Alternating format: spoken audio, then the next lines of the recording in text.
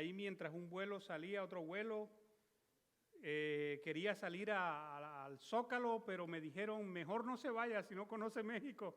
Así que me quedé ahí leyendo en el aeropuerto hasta que yo pude. Y pues leí algunas cosas de Benito Juárez. Casi que el hombre era un santo, casi que tenía zapatos de nubes. Y luego empecé a leer de Pancho Villa. Bueno, de Pancho Villa decían que era un hombre, era de lo más puro y santo, que ni tomaba cerveza, que ni tomaba alcohol. Y yo dije, madre mía, pero ¿cómo es esto? Un foráneo, y ya sabes, uno. Pero uno encuentra que los héroes, por ejemplo, para Sudamérica, Simón Bolívar le han dado una cualidad casi de una deidad. Y es curioso que en el medio del tiempo le van borrando los errores, pecados y la cantidad de cosas malas que hicieron y le van colocando en un pedestal a los héroes humanos que están sobre el bien y sobre el mal, ¿no le parece? Y entonces eso nos hace daño, porque a uno le cuesta imaginar a Pablo, a Pedro, a Moisés, a Eliseo, bueno, tantos héroes de la Biblia. ¿Será que esa gente luchó con lo que yo lucho? ¿Será que a Eliseo le caía mal el vecino? ¿Sería que algún día Pablo habló mal de alguien y después se arrepintió? ¿Sería que algún día Pedro insultó a alguien? O sea, uno le cuesta trabajo imaginarse que los héroes de la Biblia fueran gente llena de errores y pecados como yo. El tema que quiero que discutamos hoy, que veamos a través de la Biblia y que el Señor me ha puesto en el corazón, es el siguiente. Dios usa a hombres de barro. Dios usa a hombres de barro. Porque polvo eres y en polvo te convertirás, ¿verdad? A veces a uno le cuesta hacer barro, ¿no le parece? Váyase conmigo a 2 de Corintios, capítulo 4, versículo 7, segunda carta a los Corintios. 2 de Corintios, capítulo 4, versículo 7 dice, pero tenemos este tesoro en vasos de barro, para que la excelencia del poder sea de Dios y no de nosotros. Bien, este texto es como un salvavidas para aquellos que tienen demasiada conciencia de barro. Y ya le voy a explicar eso por qué. Lo primero que quiero que vea del texto es que cómo se refiere al ser humano, pero tenemos este tesoro en vasos de barro, se está refiriendo al cuerpo humano.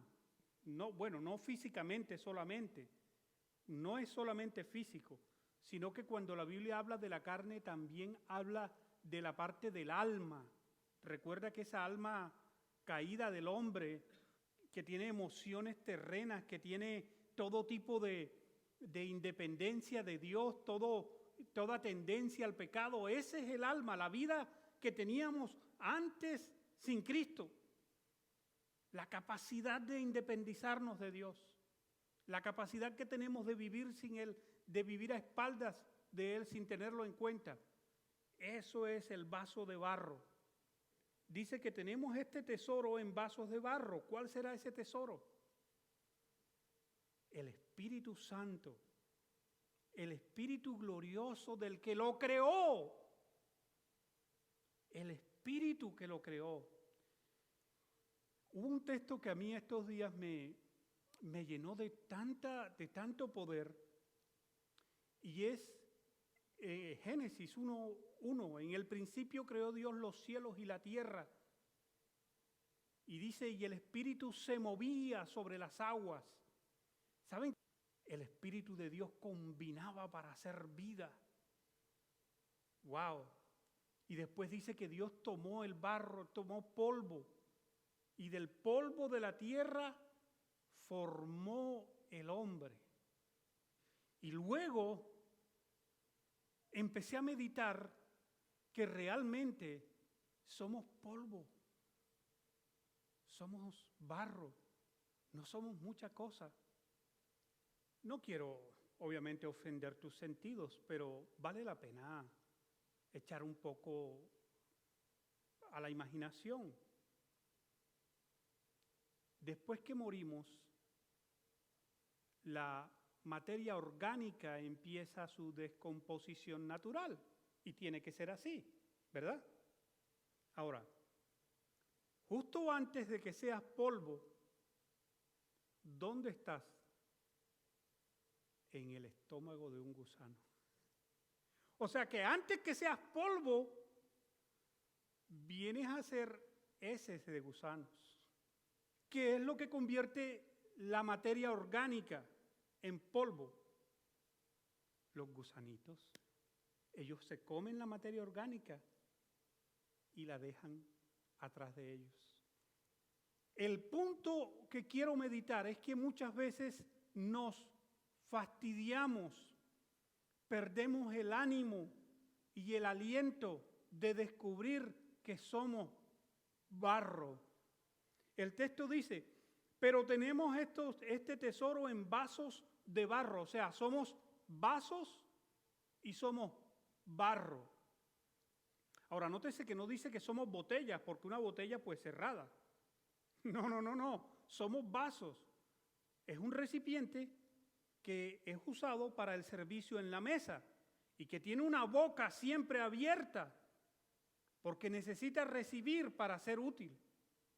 Nos aburre ser barro, nos aburre descubrir que el barro lo ensucia todo, que el barro lo mancha todo. Pero me encanta la Biblia, me encanta. ¿Sabe por qué? Porque Dios no escondió la naturaleza de barro de sus héroes. No. David se equivocó, David pecó y ahí lo anotó. Y Moisés un día se enojó y ahí se lo anotó. O sea, Dios no hace lo que hacen los seres humanos como lo que hicieron con Benito Juárez o con Pancho Villa, que quitan las áreas oscuras de sus vidas y después te inventan a alguien que no fue. Y solamente te hablan de lo bonito y de lo bueno que hizo. No. La Biblia habla de lo bueno, de lo bonito, de lo feo.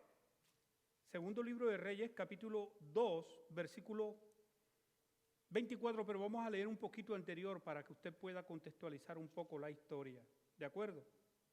Después subió de allí a Betel, y subiendo por el camino, salieron unos muchachos de la ciudad y se burlaban de él, diciéndole, calvo, sube, calvo, sube.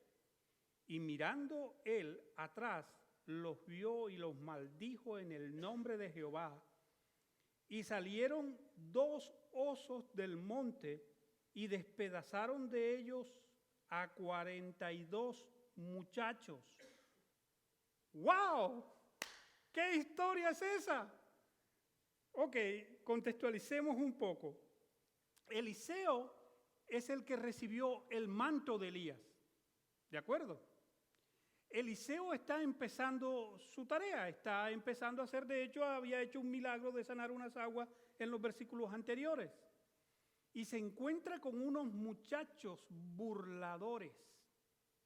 Calvo y anciano era ofensa de ese tiempo muy grave, porque en ese tiempo los que se calviaban eran los que estaban enfermos de lepra. Casi como si le estuviesen diciendo, leproso viejo, sube. Y cuando se refieren a eso de subir, están haciendo caso de Eliseo, que subió a los cielos con el Señor en cuerpo, alma y espíritu, como Elías, que subió con el Señor en cuerpo, alma y espíritu. Como Eliseo lleva el manto de Elías, Entonces le están diciendo, a ver, suba pues, suba, vaya a los cielos. Calvo, calvo, calvo, mientras se reían. Deme un paréntesis ahí para decirle algunas cosas. Insisto en que sus muchachos tienen que ser educados por usted. Porque muchas veces usted cree que todo es broma, o los niños adolescentes pueden creer que todo es broma, que todo se lleva a divertirse, ¿ve? Que un defecto en una persona es para burlarse de él, para hacer bullying o matonismo de él, ¿de acuerdo? ¿Dónde estaban los papás de estos muchachos? ¿Dónde está la educación que estos muchachos tenían que tener? Eran muchachos del pueblo de Israel que tenían que respetar a su líder espiritual, a su profeta. Pero ustedes pueden notar la irreverencia tan grande que estos muchachos tienen contra el profeta de Dios. Y ya no se trataba del profeta, se trataba de Dios. ¿Ustedes realmente piensan que estos muchachos respetaban a Dios? Estos muchachos no tenían ni un ápice de temor, de respeto por Dios. Y estamos en una generación que ridiculiza y habla de Dios y de las cosas divinas sin cesar, pero todo tiene un límite. Y ese día esos muchachos se iban a encontrar con un ser especial de Dios, al que Dios no le permitió que se burlaran de él, que le tuvieran en poco. Téngame en cuenta esto, por favor. La manera como usted viva la prioridad por las cosas espirituales es la manera como sus hijos lo están evaluando y lo están copiando. ¿Me hago entender? O sea, usted quiere que sus hijos sigan su Dios. Pues a ver, enséñales cómo. Asegúrate que tú les puedas dar un buen ejemplo de respetar las cosas espirituales y a tus líderes espirituales incluso. Ten en cuenta, enseñarle a tus hijos desde muy pequeños que las cosas espirituales son de más respeto que aún las cosas materiales. ¿Cuántos muchachos perdieron la vida ahí por esta burla? ¿Cuántos? 42. ¿Cuántos osos hicieron esa masacre? El poco respeto y el poco temor que tenían estos muchachos de Dios. Pero volvemos al tema. Te encuentras con un texto muy, muy difícil porque estás en el versículo 24. Mira el versículo 24. Y mirando él atrás, ¿quién era él? Eliseo, ¿verdad? Los vio y los maldijo en el nombre de Jehová. Ahora, es un texto difícil porque en otras partes de la Biblia dice, bendecid a los que os maldicen. Pero Eliseo está maldiciendo a los que lo maldijeron. ¿Ah? Hay algo ahí que no podemos cuadrar. ¿Cómo así si el Señor dice en otras partes de la Biblia que a los que nos hagan mal no le paguemos mal por mal, sino que le paguemos bien por mal? Pero ¿cómo Eliseo pagó aquí mal por mal? ¿Qué hay ahí que el Señor quería revelar? Y ahí hay algo muy especial. El Señor quería revelar que aún este profeta, de los más grandes que ha tenido el pueblo de Dios, se puede ver que era completamente humano, falible, que bueno, en Colombia hay una palabra que llaman se le saltaba la piedra o bota la sopa, dicen en México, que botaba la sopa o que se ponía de mal genio, que tenía arrebatos de ira. Me gustó saber que un profeta tan grande como este, mire, Dios no me ha usado ni para hacer un centímetro de los milagros que estos profetas hacían. Estos profetas fueron grandes, pero lo veo aquí tan humano como yo. Ahora, Dios respondió a la oración de él, ¿se dieron cuenta? Dios envió a los osos y se devoraron a 40 muchachos ese día. Yo quiero decirte algo. Acércate al Señor conociendo que Él te conoce, que Él conoce tus debilidades. Primera de Pedro capítulo 5, versículo 7, ¿alguien quiere leerlo? No pierda. Echando toda vuestra ansiedad sobre Él, porque Él tiene cuidado de vosotros. ¿Sobre quién hay que echar las ansiedades? Sobre Dios. ¿Sobre la comida? No. ¿Sobre la televisión? No. ¿Sobre los que te hacen daño? No. Sí, porque algunos quieren echar la ansiedad sobre el que le hace daño con un porrazo en la cabeza, ¿no? La Biblia dice, echando las ansiedades sobre Dios, pero yo la voy a echar sobre ti con un bofetón bien dado, ¿ah? Con un puñetazo en tus narices. Miren, no lo eche. Écheselas a Dios, porque Él lo va a sostener y Él puede cambiar esa ansiedad en bien. Algunos llegan a una nociva relación con Dios, porque algunos, por ejemplo, creen que el cristianismo es abstenerse de cosas con esfuerzo humano. Por ejemplo, la Biblia dice, airaos, pero no pequéis. Entonces, como la Biblia dice, airaos, pero no pequéis, siempre que alguien hace lo que justamente no me gusta que hagan, yo empiezo, no me voy a irar, no me voy a irar, no voy a coger rabia, no voy a coger rabia, no voy a coger rabia, no voy a coger rabia, no voy a coger rabia. ¿Y sabe en qué termina eso? Como la olla express, ¿han visto las ollas que cocinan a vapor? Que van acumulando y van acumulando, pero llega un momento en que, ¿qué? Y explotan mal. Y es ahí cuando mis hermanos mexicanos dicen, ya la regaste. Ahora sí que la regaste. Porque estás tratando de santificar al barro y tú no puedes transformar al barro. El barro no puede ser transformado por ti. El barro tiene que ser transformado por el tesoro que tiene adentro. El tesoro que tiene adentro es el Espíritu de Dios que se movía sobre las aguas.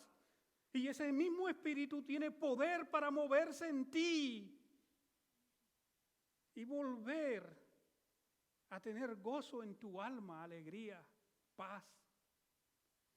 Dios no está interesado en tus fuerzas, en la capacidad que tú tienes para decidir, no voy a pecar, no voy a pecar, no voy a pecar, no voy a pecar, no voy a pecar. Entre más te dices eso y entre más haces eso, más caes. Y a Satanás le encanta esto. Satanás es como si entrara a un ring de boxeo, ¿verdad? Y Satanás te invita al ring a ti, a que tú pelees con él. Pero ¿sabes una cosa? Si tú peleas con Satanás y el pecado, siempre te van a vencer. Así que cuando él me dice, tú, ven, pelea conmigo, yo le digo, no, yo no voy. Yo te voy a echar a uno de tu tamaño, el Señor Jesús que te venció en la cruz. Cuando Satanás me invita a luchar con él, yo invito a Cristo a que luche con él. O sea, quien tiene que luchar con tu pecado es Cristo. Ponle a Cristo y Él lo vencerá. Por eso cuando leí a Eliseo me encantó ver que Eliseo era tan humano como yo y que él fue a Dios y echó su ansiedad. ¿Tú crees que él no se sintió mal? ¿O estos muchachos burlándose de su apariencia física? Cuando debían respetarlo por ser un líder espiritual, cuando debían respetarlo porque además era anciano, y cuando debían tener compasión de él porque tal vez no tenía pelo, Eliseo, que está apenas dando sus primeros pasos de profeta, se sintió muy mal y echó su ansiedad sobre Dios. ¿Y sabe lo que hizo Dios? Se la avaló. Dijo, como tú dijiste, así se haga. Y ahí envió solo 2 osos que cumplieron la maldición que Eliseo pidió contra esos muchachos. Escúchame, trata de volver a tener temor por Dios. Trata de volver a tener respeto por Dios. Si tú quieres que tus hijos aprendan a tener a Dios en lo alto, ponlo tú en alto, que ellos te siguen. Amén. Nos desesperamos. Pablo estaba desesperado con ello. A veces uno puede caer en desánimo y hasta uno mismo se quiere dar un golpe como le daba don Ramón al chavo. ¿Te acuerdas? Don Ramón hacía el dedo así y le levantaba la gorra al chavo y le hacía ¡toma! ¡Ping! Váyanse a Romanos, capítulo 7, versículo 24. Miserable de mí, ¿quién me librará de este cuerpo de muerte? ¿Quién me va a librar de este cuerpo de muerte? ¿Quién me quitará este barro de encima? ¿Quién me quitará esta hediondera? Pero hay algo lindo. Hay algo lindo porque Pablo no se quedó ahí. En el siguiente versículo usted lee lo siguiente. Pero gracias doy a Dios por Jesucristo, Señor nuestro. El tesoro en nosotros es el Espíritu de Dios. Dios no está enfocado en la fuerza de tu carne.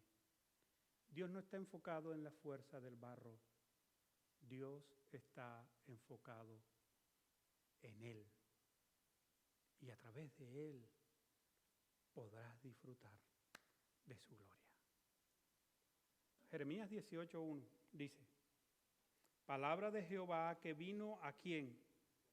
A Jeremías, diciendo, levántate y vete a casa del alfarero, y allí te haré oír mis palabras. Y descendí a casa del alfarero, y he aquí que él trabajaba sobre la rueda. Y la vasija de barro que él hacía se echó a perder en su mano. Y volvió y la hizo otra vasija según le pareció mejor hacerla. Entonces vino a mí palabra de Jehová diciendo, ¿no podré yo hacer de vosotros como este alfarero, oh Ober? Por favor, diga su nombre ahí. He aquí que como el barro en la mano del alfarero, así sois vosotros en mi mano, oh Ober, oh casa de Israel. Lindo, ¿sabe por qué? Porque él estaba haciendo una vasija, pero la vasija se echó a perder, estaba chueca, se puso mala. Y dice él que destruyó la vasija y la volvió a hacer conforme le parecía. Pero en todo el proceso, nótese algo, nunca desechó el barro. El barro no fue desechado, el barro fue transformado, pero para mejor, para bien. ¿Por él mismo? No, por el alfarero. Algunas veces Dios permitirá que se rompan cosas en tu vida y que otras no salgan como pensabas, pero tienen que ver con que Él necesita que se rompan para volverla a hacer. Pero en todo el proceso nunca serás desechado. Nunca. Incluso serás siempre mejorados. Siempre mejorados. Para bien. Así que concluyo con este texto en el libro de Hebreos capítulo 4, versículos 14 y 16. Hebreos 4, 14 y 16. ¿Qué puede hacer el barro? ¿Qué debe hacer el barro? Bien, Hebreos nos da la mano. Por tanto, teniendo un gran sumo sacerdote que traspasó los cielos, Jesús, el Hijo de Dios, retengamos nuestra profesión, porque no tenemos un sumo sacerdote que no pueda compadecerse de nuestras debilidades, sino uno que fue tentado en todo según nuestra semejanza, pero sin pecado. Acerquémonos, pues, confiadamente al trono de la gracia para alcanzar misericordia y hallar gracia para el oportuno socorro. Aleluya. Algunos creen y han caído en el desánimo incluso por la tentación. Yo quiero decirle algo, la tentación no es pecado. caer en la tentación es pecado.